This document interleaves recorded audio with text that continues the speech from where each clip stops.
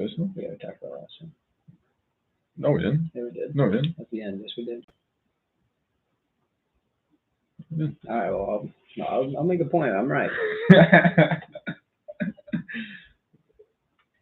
Hi, I'm Austin Eartham. And I'm Taylor Patton. Welcome to Kitchen Table Podcast. We're going to motivate, educate, and relate to you guys, sharing our stories, helping you get 1% better in all areas of your life. Welcome to episode number 81. We're going to continue our thoughts with one of the most influential books of all time. It's funny, on Instagram, one of these things popped up about it's like a monthly reading thing, and you read a book every day, which is crazy, I think. Yeah, and this was one of them. But anyways, it's called Think and Grow Rich by Napoleon Hill. He's long gone, you can tell by the name Napoleon. But 15 million copies sold worldwide of the revised edition, I assume. Could be wrong on that. But anyways, a lot of copies sold, and it's one of the most influential books. And at the end, there's a chapter called The Devil's Workshop, and we've been talking about some questions, reflecting on our own life, talking about purpose, fulfillment, and just kind of reflection on what is said with business and also just our own lives and where we're at. It's kind of been the theme of this season. Speaking of this season, this will be the last episode of this season. As always, we're coming up on our 2-year anniversary in June, so we will have an episode that week, but we will take we'll take Memorial Day off, and then two Mondays after that, and start up that second Monday. So 2 weeks off, and then we'll jump into season 5, which we have not thought about at all. So that's how great podcasters we are. I just told the whole world that. Just kidding. I have some things in the works that's been wrote down since day one. We'll see if they actually come to fruition or not. Anyways, news this week. Nothing. I have an interview for my job. Yeah. You got some stuff coming up. Yeah. So, I mean, by the time it comes out, it already happened. But nervous? Actually, yes and no. I mean, I feel like if you're not nervous, like, you really don't want it. Like, excited, nervous? Yeah. And that, I think it'll be a good step if I get it. Yeah. I've been really working at I applied to do this sports psychology job with IMG Academy in Florida, and it's like a virtual thing. Didn't even get an interview. So I was trying not to take it personal and stuff. It's like, they don't want you, Yeah. That was when you were talking about the interview, I was thinking about it. What's the one? It's a lot of pro athletes go to it. It's I want to say it's like training. Exos? Yeah, they won. They're sports psychologists. Yeah, and they have one in Iowa. Yeah, kind of. Oh man, what the heck was that? Yeah, it's not like a big. That's just kind of like a mini facility, yeah. I would say. The main ones are in like Scottsdale, Dallas, bigger cities. Anyway, I meant to text you. I was like, why don't you just apply there? Yeah, I've looked at doing one in Phoenix, moving there and do it, because they've had an opening for a while. But yeah, I should look into that more, I suppose. I like Exos, and I don't know anything from there, but I have a friend who trained with them and seemed to like it. But it's a pretty good company, I feel like. I don't know much, but anyways, should we jump into it? You got more news? God's good? Yeah. Probably. Just can't think of it. All right. I was thinking, though, we haven't had a quote in a while. When you said every day is a good day for opportunity, I don't remember the quote's by, but it says there's 365 days in a year, and there's 365 days to get better, or 365 opportunities. Mm. So you said that, I just thought about that quote the other day. Just so true. Every day is a good day. Did I say last week? Yeah, the other day is last week. Okay. Yeah. It all blends together for me, Same. Last week, the other day, all I know is I learned. All right. A couple questions here. I think we already talked about this one at the end. So hit us up in the comments if you think that Austin's right or Taylor's right. Taylor says we didn't talk about it. We hit it, and I said I was just wanted to mention this one. I think you're right. I think actually I'll give it to you. I think you're right because I said, are they adding to you? Like, are they adding to your flame or are they taking away? Yeah. They're just like fueled by your fire. So it's by what rules do you judge who is helpful and who is damaging? And I just said there's no certain rules. You just kind of have a influx of good news or bad news, and then you have values, and if they meet them, then you're together. If they don't meet them, then see ya. That's my take. And you talked about your adding and stuff, so you can hit on that if you want, quick. Yeah, yeah. Like I just said, like, are they adding your fire, or they just feel the heat from your flame? And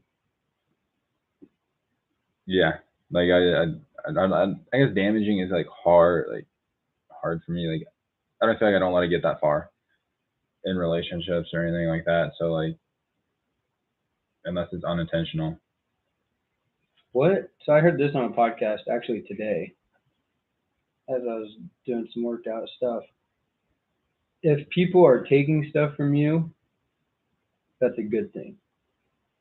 So like you said, like what do you say with the flame? If they're doing what to it? Feeding off it? Yeah, or they just But just like I said, I don't remember what I said. Heated by the flame. So warmed by wouldn't the that flame. be a good thing because you're using your talents portraying them onto others? So wouldn't that be a good thing though?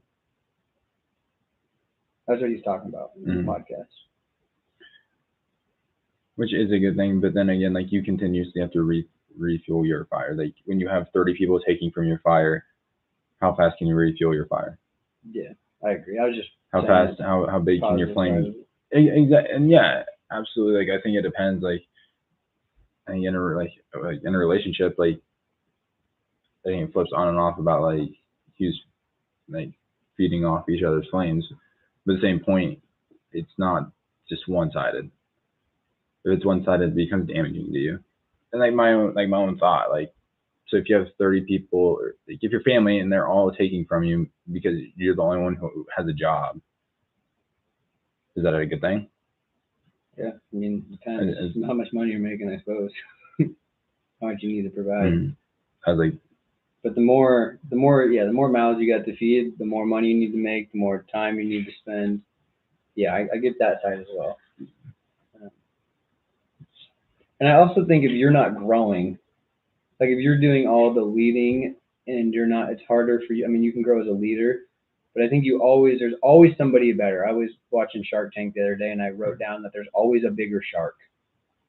There's always something you can learn. There's always somebody who makes more money. So if you're in that boat and you're not learning or moving up in the world per se, then people are just feeding off your fire. Mm-hmm. I feel like you need to find a new camp to go to. Mm-hmm. All right, the big three, we'll call them. 3 questions left that I wrote down. Do you got more questions too, or you're going with these ones, right? Yeah. So we're just going to discuss these 3 final questions. The first one is just a reflection about how much out of every 24 hours do you devote to your occupation, sleep, play and relaxation, acquiring knowledge, and plain waste. And I really think the last one's interesting.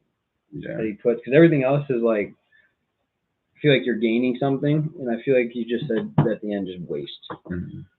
So what do you got for your daily expenditure of energy?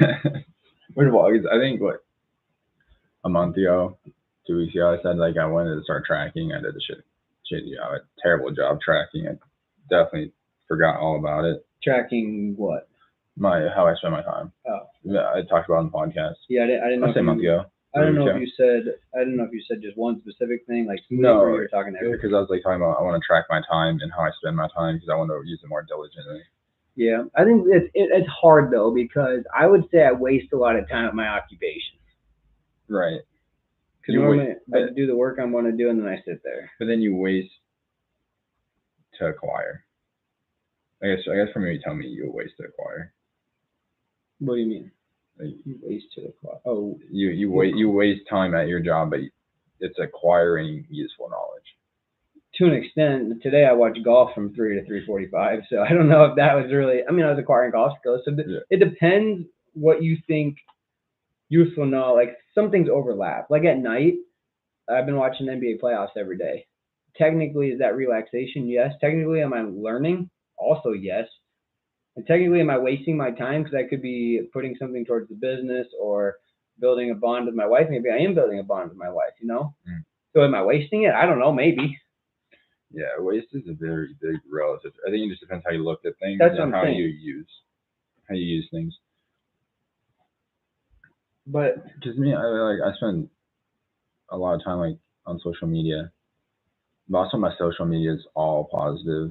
It's all good things. yeah, see, And it's always like, I don't know, it's either about like business, relationships, motivation, like working out. Like it's Yeah. all like positive, like good things I like want in my life. Like travel. see, I don't have a lot of just bull crap stuff on social media. Mine's similar stuff. It's always Yeah. like business. Like I sent you that thing the other day. I do look at like Instagram stuff. I hate the Instagram algorithms, how they pop up with random stuff.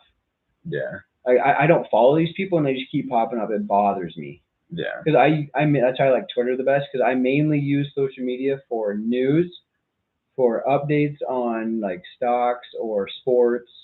I follow a few speakers, podcasts. Yeah.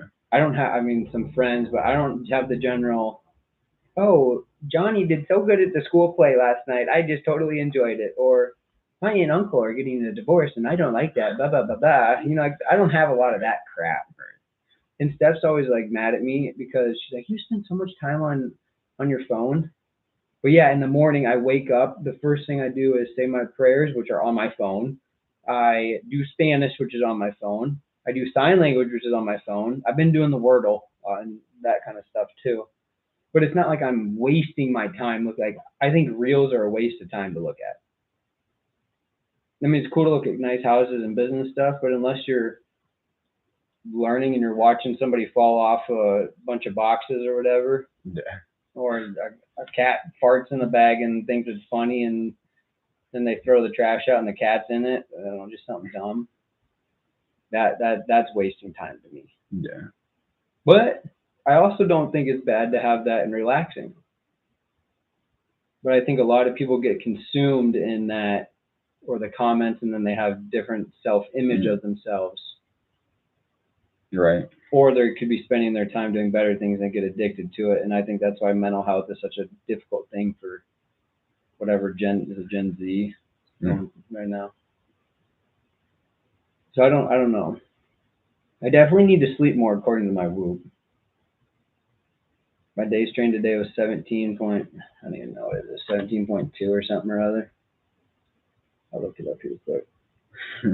17. So I went, if I had to narrow it down to hours, 24 hours a day, what do I do with my occupation, sleep? Just no overlaps or anything? Yeah. It's like work is just straight work. You can't be Yeah. acquiring knowledge or anything. Yeah. Got it. And if it does overlap, I'd still like 24 hours in a day. So I just said, I did 10 hours at all in my occupation, 6 hours of sleep, 4 hours of play / relaxation, 2 hours acquiring useful knowledge, and 2 hours of waste. So Which that's probably what's your very 2 hours accurate. of waste? Not watching TV or movies, or is that relaxation? How do you categorize it? To me, that's like my, Relaxation. yeah, it's like me watching Netflix. I would agree. It's like how I'd classify it. Okay, mine would be. See, I don't know how to do the occupation. So 8 hours of work, we'll say, 'cause that's normal work day. Really, I'd get it down to 7.5 by the time I'm late and leave early. See, but I want to be able to spend. I want my occupation to be 12 hours a day, because I'm enjoying it so much. And really, I would consider my workout part of my occupation, because that's the number one thing I'm going to do every day. I don't get paid to do it, so I can't say it. So I would say 8 hours of work. I would say 8 hours of sleep, even though I'm in bed for like 9.5 and I only sleep for 7. That's a little exaggeratory. So 8 and 8. And then I would probably say free time is probably 7 and wasting is probably 1. It's 24. I really don't waste a lot of time. Really, if I'm wasting time, I'm at my job or I am relaxing. Like last night, I didn't waste any time. Like I was sending emails till 10 o'clock at night. But we went to dinner with some friends. We went to their house for dinner. Mm-hmm. So I don't know if that's relaxation or wasting time. Yeah. It can't be wasting time if you accept the invite, so. And then it's all in relative. Like you have your own 24 hours. You can spend however you want. Yeah. Like you could spend all 24 hours a day wasting it if you wanted to. Like at the end of the day, like your life is your life. But again, like that's not us. Hopefully it's not you, but if that's who you want to be, then by all means, like live your life to the fullest. But if you do want to be productive, we'll say, I think those hours, like those hours of free time, need to be, like I said one time on the podcast, you need to use your 8 to 5 or 9 to 5 to fund your 5 to 9. Yeah. And then eventually that 5 to 9 becomes your 9 to 5. Mm-hmm. So I think if you're doing stuff after your job, like working out for me is just, it's a non-negotiable, and really you too now. It's just going to happen. So that's, I mean, you don't get paid to do it, but that's like work because it's going to happen no matter what. You know, Right. You have to do it. So I feel like the occupation, or I know I have to plan some, there's a lot of extra, like for mental conditioning or mental training, there's a lot of background information you have to do besides physically like work. That's also a little bit up in the air. But if you want to be productive, be spending time outside your occupation to get better. All right. Next question here. This is interesting. This is going to be a little bit vulnerable. What is your greatest worry and why do you tolerate it?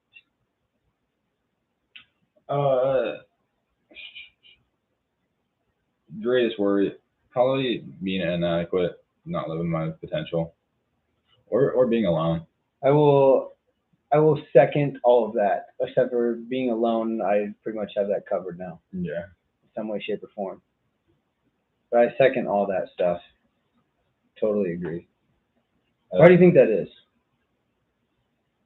I just think like a lot of people have like this earning to like not like People take the easy road. Yeah, but they also like want like at the end of the day like to be fulfilled. I think that's what most people are looking for. Like animals, the number one thing animals are trying to do is reproduce. Humans are the only people or only species that don't think, hey, how do I reproduce, get my genes in the next generation? Even though that might be important to some of us. Yeah, I think it's still like building us biologically.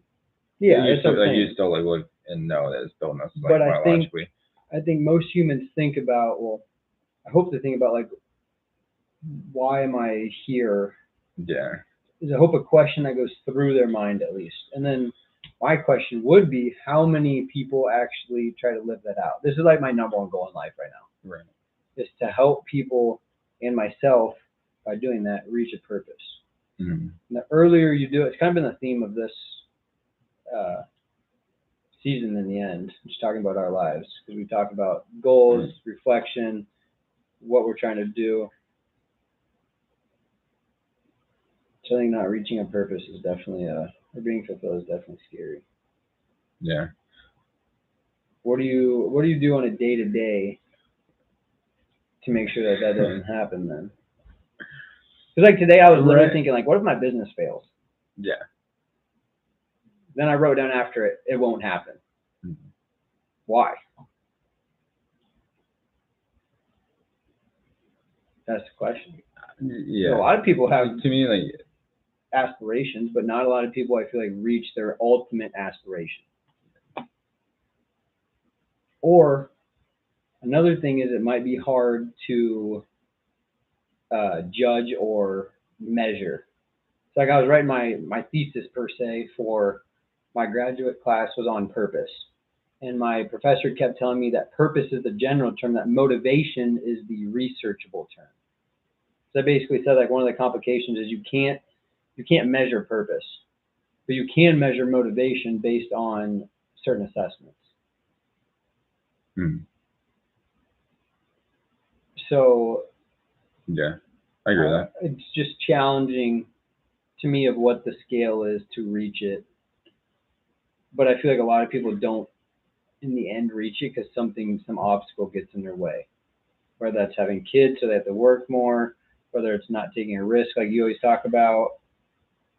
There's just so many factors that I don't want to say don't allow, but don't enhance somebody to reach their purpose. Like we said the other day, whatever, that last week that one of our biggest pet peeves is when people don't attempt to reach their purpose or they're inadequate Yeah. in their job. Yeah. It all runs back to purpose, really. So $1 million question here, Yeah. Jeannie Taylor, is why do people not do it? Why do they not reach it?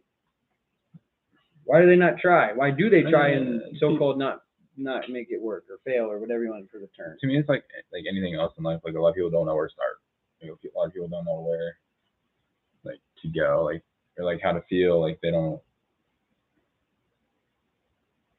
Okay, so where do you start? Like you have this big job coming up, or job opportunity coming up. Mm-hmm. How do you evaluate if that's going to help you get closer to a purpose or not? If that's your biggest worry, because it's going to come. You already came through your head. Don't tell me it didn't. About getting the job or about not? About not reaching your purpose. You're thinking, is the job going to help make me reach my purpose? You thought that. And so for a while now, in my job, I just feel my current job, I feel like not that I've reached a cap, because I think there's growth in everything you do. Like in every day, you can always find growth in how you do things. But I think in a total, at some point, you get very good on how you do things. That now it's just a micro, it's just a daily activity. Yeah, and I think that's what my job has become, is just like a daily activity. Or not that I have to work super hard for growth, but I have to really find opportunities. I have to go chase and that's not a bad thing at all. It's honestly a really good thing. It means I'm good at my job. It means I'm confident. It means I can help others become better at their job. But to me, I have felt complacent, because at the end of the day, my role there, where we used to always be fighting fires, you have to be going into chaos, going into and just randomness, and that. But there's no. That's all it is. It's just put out fires, move on. There's no leadership in it. There's no. I want to say supervision, because that's not it. I do feel like that. That's what school a lot is now. I feel like it's a lot of supervision. It's a lot of stop this, don't do this, a lot of negativity. Yeah. Where you're supposed to have 8 positives to 1 negative. Yeah. And I feel like in schools now, it's a lot of don't do this. It's mentally conditioning to stop a behavior rather than enhance the behavior. We treat them kind of like dogs. Yeah. I mean, it should be more like a cat. Cats aren't there just to please. Yeah. It's a bad analogy. But so anyway, I felt like I'm not.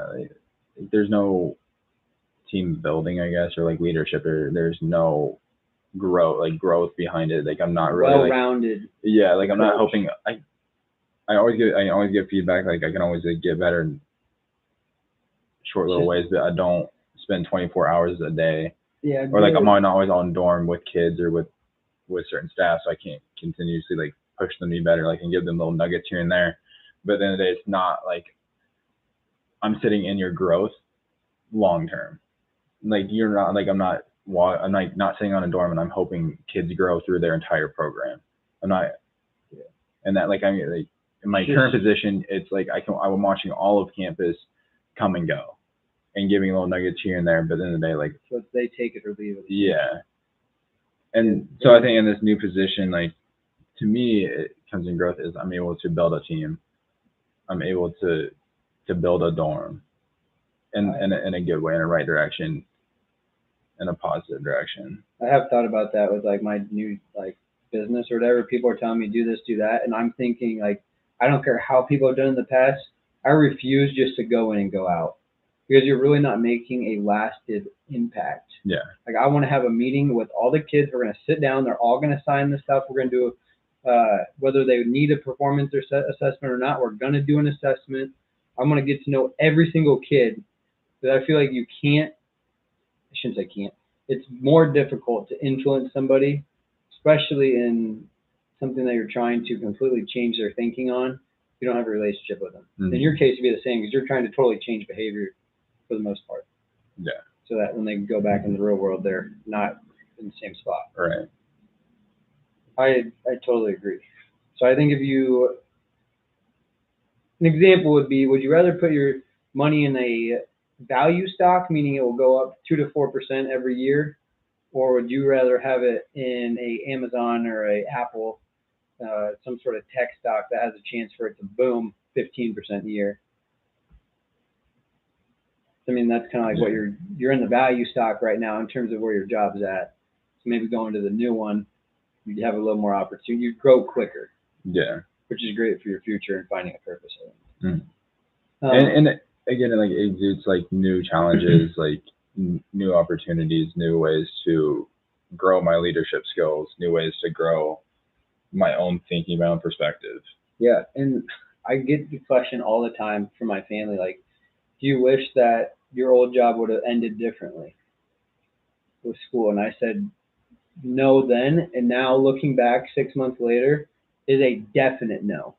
I learned I'm going to be a better teacher, husband, father, coach by doing what I'm doing now for 6 months than I ever would have been. And I had the experience of going through a job change and having different income, changing houses. I mean, all that stuff just makes you a better understander of life, we'll say. Mm-hmm. That makes sense. So I never hesitate at all. Yeah. Because that growth you get is so important and something that you can't just get every day. Second part of the question, why do you tolerate it? For me, I think I tolerate it because you don't have a choice. One, it's either you just make it or you just give up, right? So that's one thing. The other thing is, I think you should be thinking about it. Like, you should be worried about it. Yeah. Because if you're not worried, you're not going to put in that extra effort every day. I think of my parents used to always tell me, Austin, if we don't get up and work, then we don't make money, because they both own their own business. Mm-hmm. And I was like, yeah, I guess so. Like, I wouldn't want to work if I didn't want to work, you know. But now I think it's not about. I get up earlier now than I used to. Like, in the fall, I'm gonna get up at 5 in the morning to work out because I have to. If I want to do my business and grow it, I have to do my stuff before that. Yeah. So you have to spend time at it.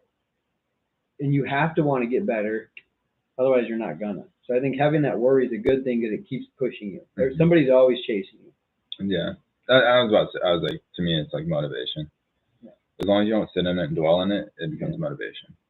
I agree. All right, last question, biggest question here. We kind of already hit on it a little bit, but we're gonna get to that now. So, drum roll, please. Not actually a drum roll. We gotta pause our stuff.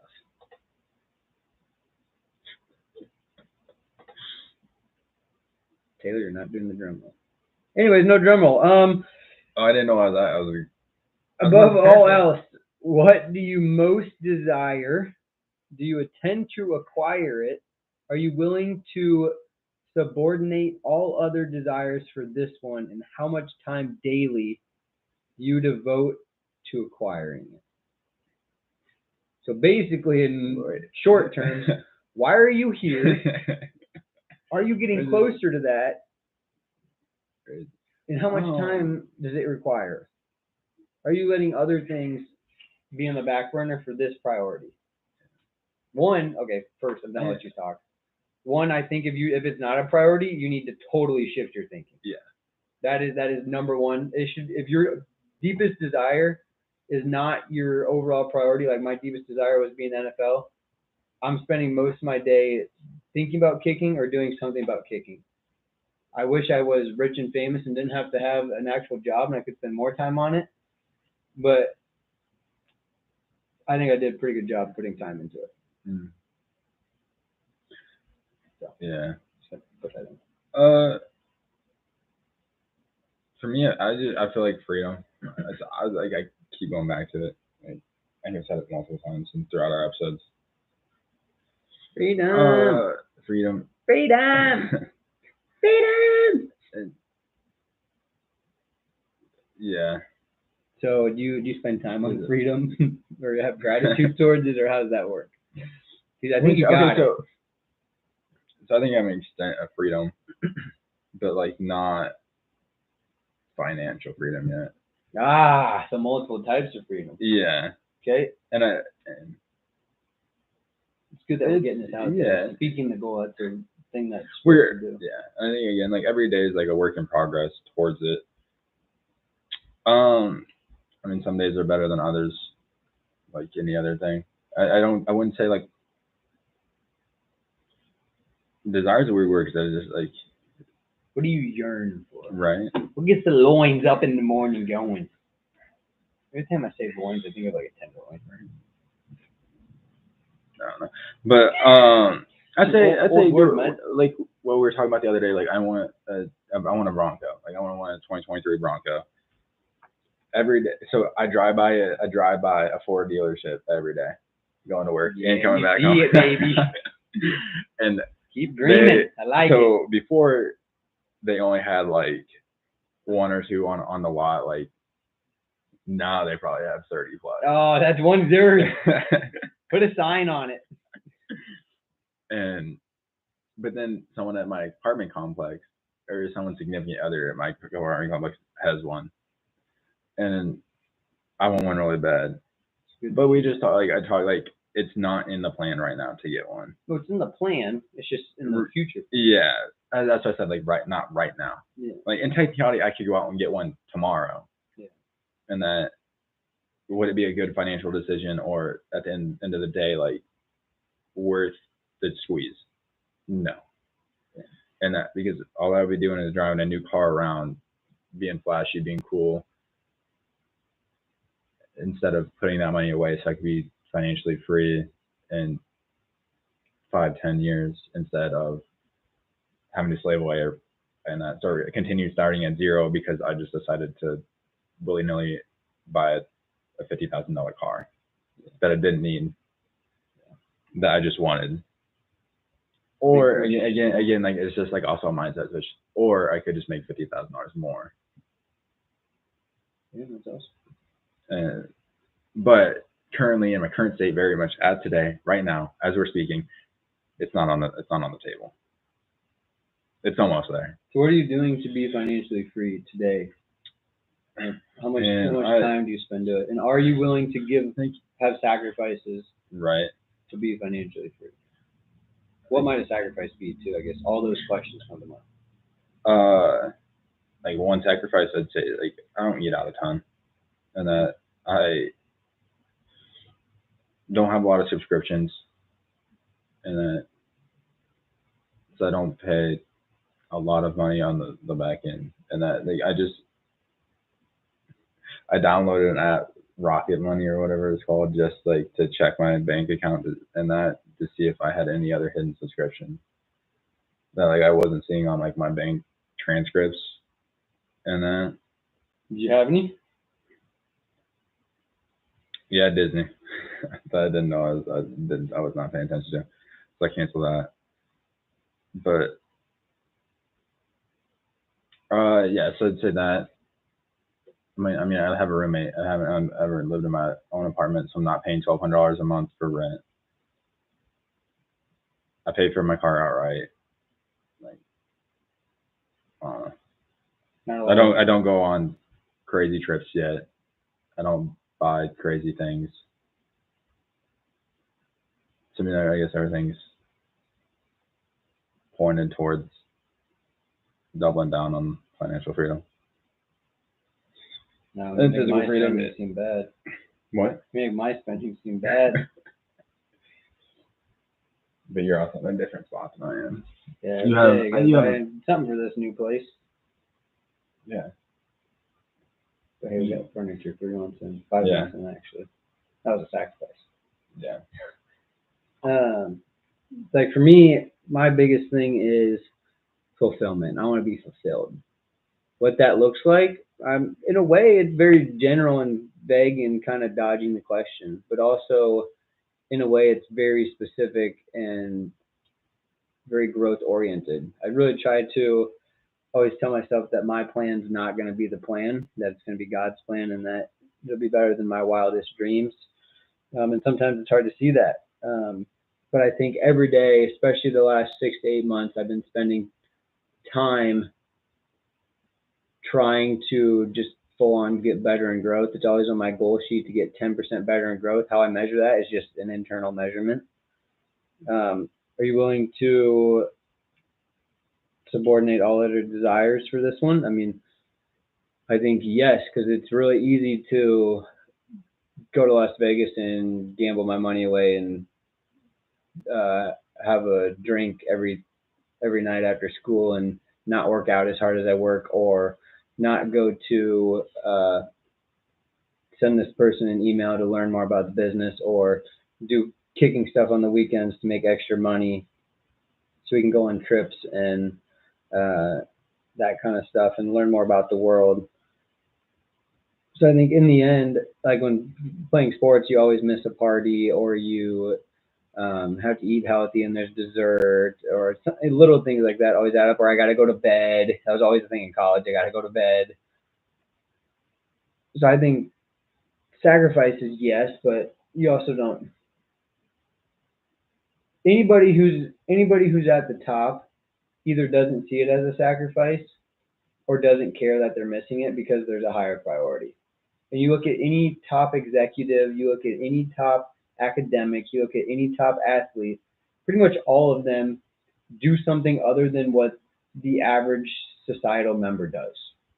They're up at a weird time, they're putting in extra hours, they are spending time reading something, they're networking even when they're not networking. I always say I'm working when I'm not working because I'm always trying to learn.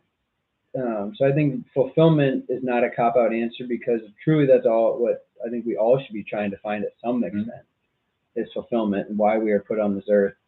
And I'm trying to find mine. So daily, I literally devote the 24 hours in a way, like plain wasting time. I feel like there's not a ton of it right now. Yeah. Which is good. If I'm sitting there doing nothing, I probably put on a podcast, or I take a nap because it's important to sleep. There's not a lot, or I cook food for the week. There's not a lot of me. Steph always gets mad because we just have a day of doing nothing, which is sometimes you need for balance, but I'm not very good at doing that. So I think it's a difficult question to ask yourself and think about, but I do think it's easy to know based on these questions if your priorities are in line, if your actions meet those priorities. Which got to meet your goals, which got to meet your network, which got to meet your whatever. Everything's got to line up, like I say. That's it. Easy. Method to success. We just gave it. Yeah. I think like, also, I guess for me, like, my fulfillment also like comes to like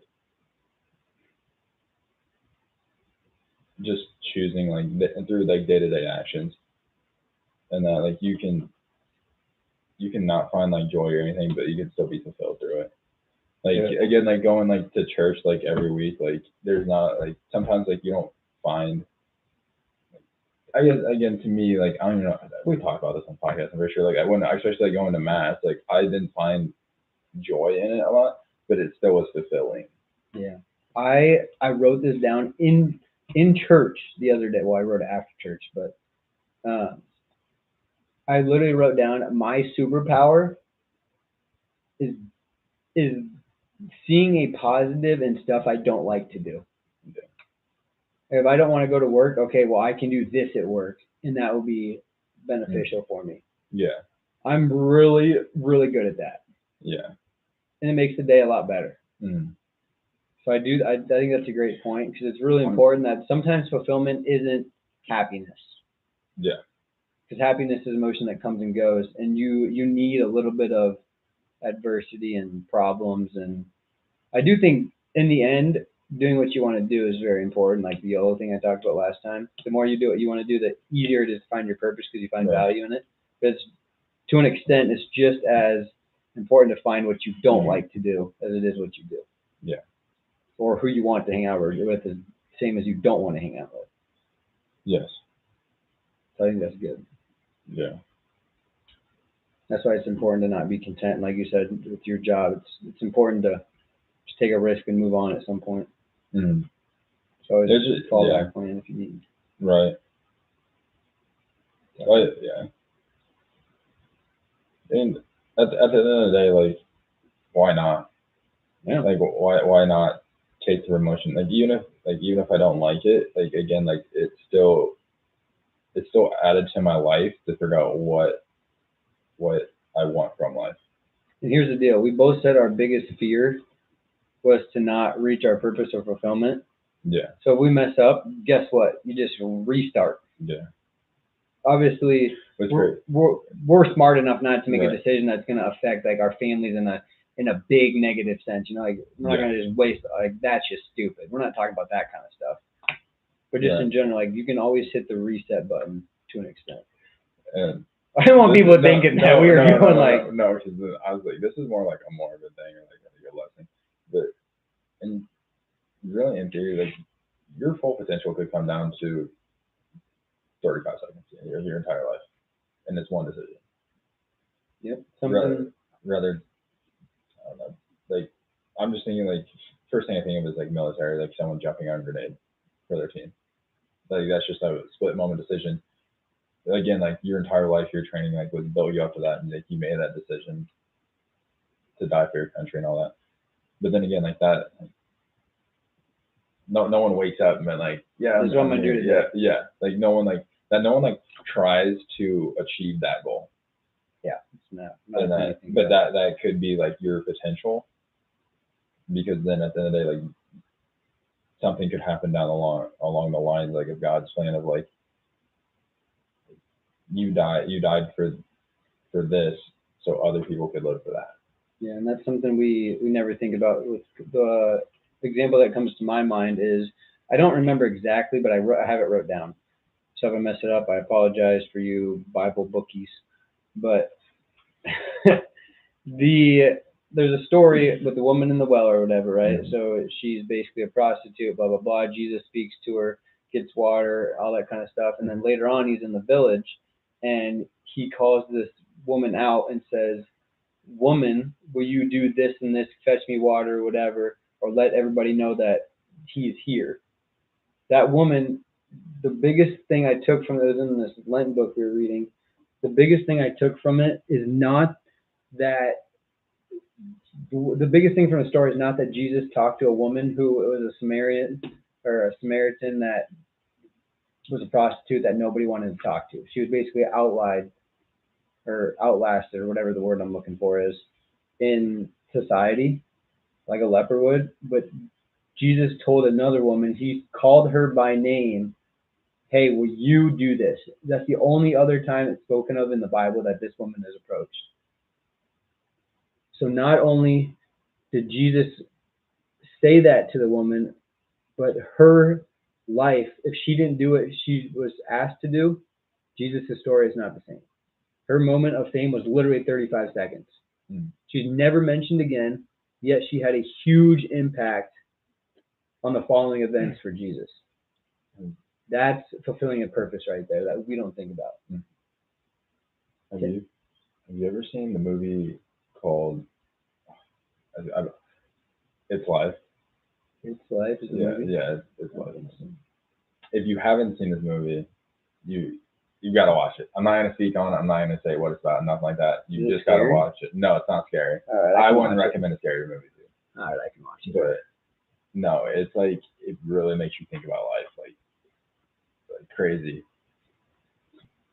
And that, but so if you haven't seen it, like you should really watch it. It's called It's Life. I don't know what it's on right now. I don't know if it's on Netflix or not. You Google it. Yeah. But that's what I'm leaving you with.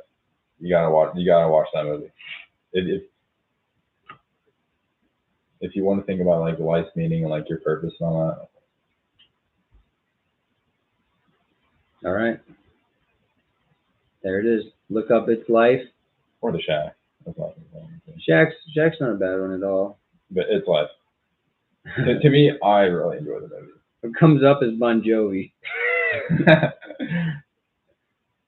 That's funny.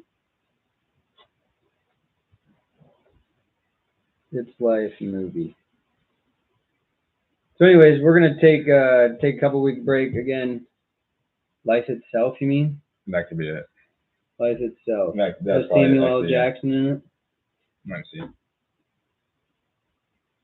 You can look up what it's on. Anyways, remember, we're taking 2 weeks off the pod. If you guys got ideas for what you want to see in the season, hit us up. Yeah, it's life itself. That's it. So- Not it's life. Life itself. Life itself. There you go. It's been a year since I've seen it. There it is. But that movie's really, really good. It says Amazon, YouTube, Netflix. I don't know if it's on Netflix. No. This is Life. It might be on Netflix. Anyways, instead of searching, we'll just let you guys search. Great movie. We'll catch you guys next time. Love it. Bye.